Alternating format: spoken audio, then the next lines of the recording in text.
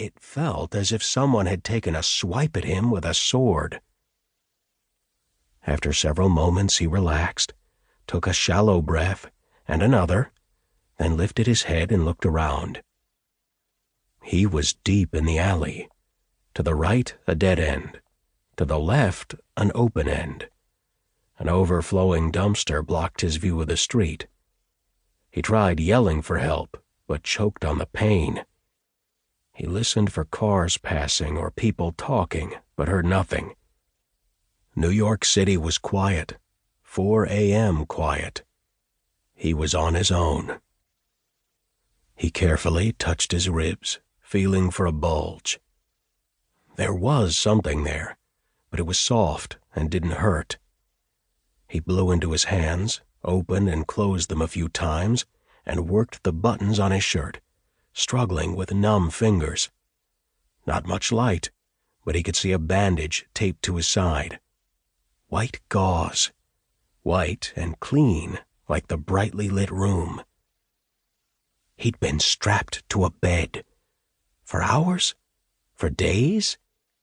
People in hooded, baggy suits had done things to him, monitored him with instruments, mumbled but never spoke. He peered at the gauze with dread. Wide strips of tape secured it in place. Using his thumbnail, he peeled up a corner and pulled. The skin tented up, felt like it was going to rip. He let go, rolled up more of the edge, pinched it tight, and yanked. He blinked, squinted, struggled to focus through the tears and murky light, and what he finally saw drew a wave of nausea up from the pit of his stomach. He shut his eyes and fought the urge to vomit.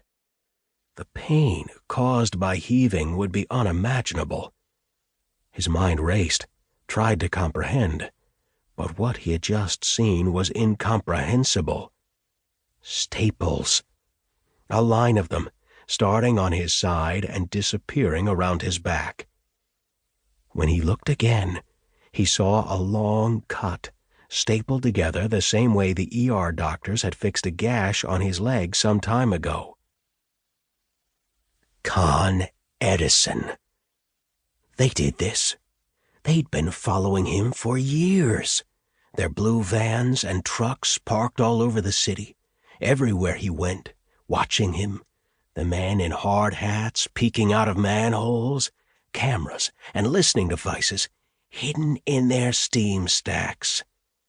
The baggy suits in the white room were blue like the Con Ed trucks. They had implanted a tracking device inside him. Now they'd be able to follow him without all that equipment. He had to get to Bellevue. Whatever Con Ed put into him, the Bellevue doctors would take it out. He buttoned his shirt and zipped his coat. If he could stand, he could get to the street.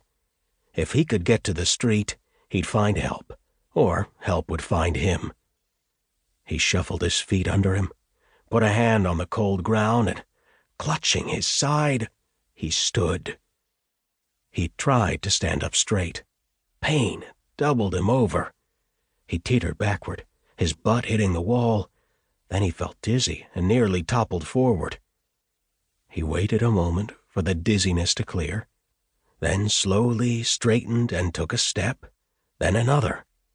Every movement sent ripping jolts through his midsection, and after 4 or 5 steps he stopped, the pain intolerable, the shivering uncontrollable. He wanted to sit, but he'd never get up. He made it to the mouth of the alley and leaned against the corner of the building. Except for a plume of steam rising from a manhole cover, the street was empty. No Con Ed trucks, no steam stacks.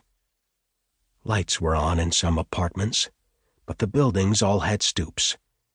He tried yelling for help, but the effort was feeble.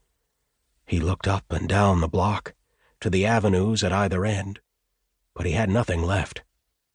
Time to give up. He relaxed.